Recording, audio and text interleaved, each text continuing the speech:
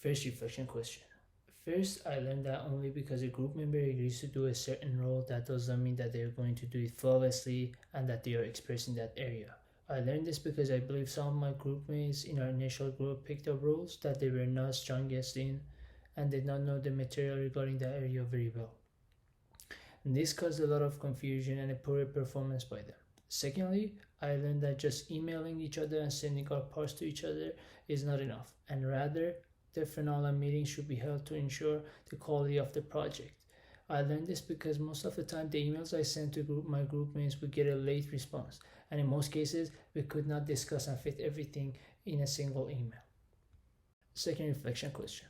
I would definitely ask my group mates to frequently send their progress to ensure that everyone is on the right track and the quality of everyone's work is equally perfect. Moreover, I would not assume that just because someone chose a role, they are good on their own and can overcome every challenge. I would try to inspect everyone's work and try to address possible flaws and errors.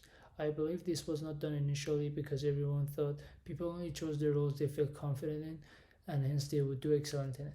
Moreover, we might have wrongly assumed that the quality required for the university projects is similar to that of high school, which is not the case at all, and way more effort should be put into every assignment. The first test is an assessment of the client's active ankle dorsiflexion and mobility. Viewed in the sagittal plane, the client gets in a lunge position.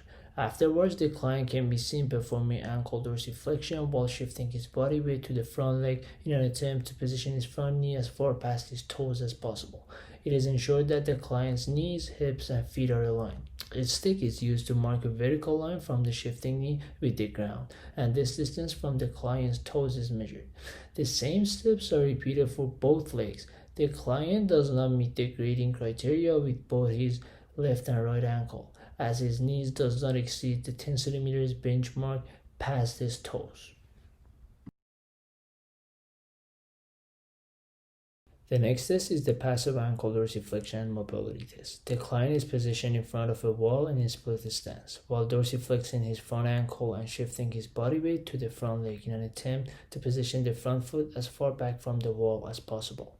The values obtained from the knee to toe measurements in both left and right ankle were greater than the 10 centimeters benchmark, which indicates that the client meets the grading criteria.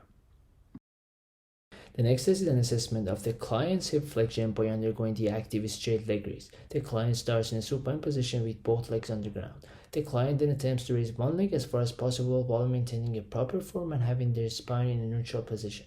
Furthermore, the professional ensures that the client's other leg stays on the ground at all times and the raising leg's knee is straight viewed in the sagittal plane. Its stick is positioned at the midpoint of the underground leg thigh. Actively, the client is unable to raise both his left and right malleolus to reach the stick. This test is the passive variation of the straight leg raise, in which the professional aids the client in raising his leg by putting one hand on the client's non-test ankle to ensure he is entirely in contact with the ground, and the other hand holding the client's raising ankle and dragging it upwards. The left malleolus, once again, was not able to surpass the mid-thigh benchmark.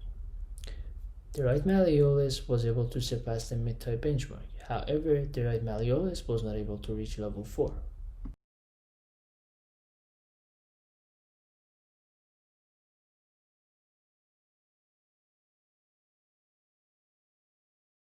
This test is an assessment of active shoulder mobility. The client makes a fist with their thumbs inside, raises his arm directly overhead, flexes his test elbow to lower his fist as far down as possible.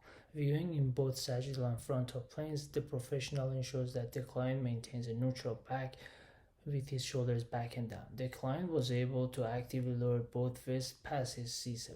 For the passive variation of the shoulder flexion assessment, the professional aids the client with lowering his fist. The client once again was able to lower both their fists past C7, this time passively. The final test is the lower quarter void balance test. The client will stand on one foot and attempt to move the object as far as possible with their unsupported leg in the interior, posterior medial, and posterior lateral directions. The professional ensures that the client has a supporting foot on the ground at all times and does not use the object for support, and that returns to the start position under control.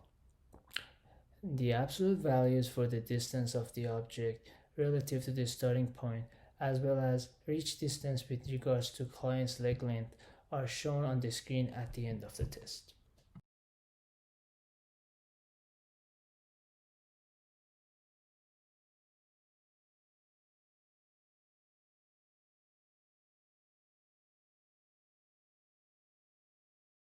Question 1.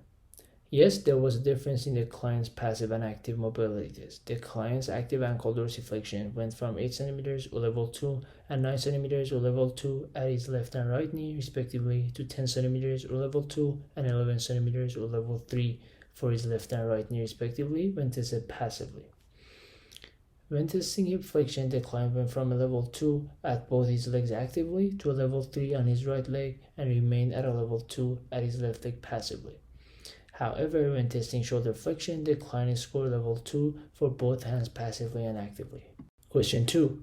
Although the client scored poorly in hip flexion test in active testing and scored level 2 for both legs while the average score is 3, he was able to reach level 3 with his right leg while his left leg remained at a level 2 when tested passively. This suggests that the client lacks some factors in his left leg, such as adequate flexibility, normal joint range of motion, or sufficient strength.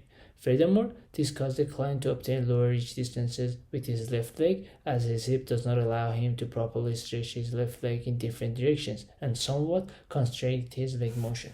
Question 3. The client I chose for question 3 is client B.